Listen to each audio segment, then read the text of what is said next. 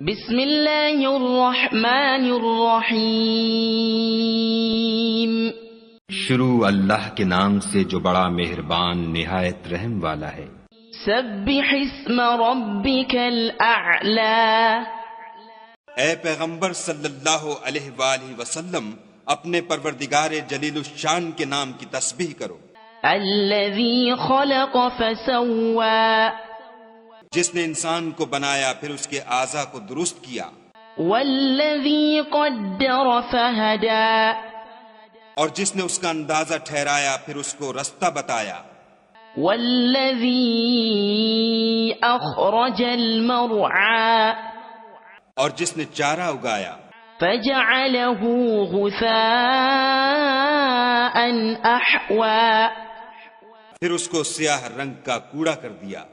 سنقرئک فلا تنسى، ہم تمہیں پڑھا دیں گے کہ تم فراموش نہ کرو گے، إلا ما شاء الله إنه يعلم الجهر وما يخفى، مگر جو خدا چاہے وہ کھلی بات کو بھی جانتا ہے اور چھپی کو بھی۔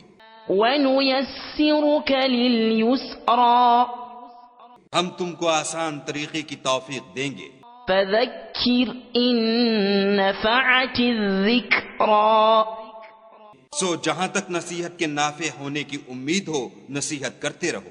سَيَذَّكَّرُ مَن يَخْشَى، جو خوف رکھتا ہے وہ تو نصیحت پکڑے گا، وَيَتَجَنَّبُهَا الْأَشْقَى، اور بے خوف بدبخت پہلو تہی کرے گا، الَّذِي يَصْلَى النَّارَ الْكُبْرَى، جو قیامت کو بڑی تیز آگ میں داخل ہوگا، ثُمَّ لَا يَمُوتُ فِيهَا وَلَا يَحْيَا، پھر وہاں نہ مرے گا نہ جیے گا۔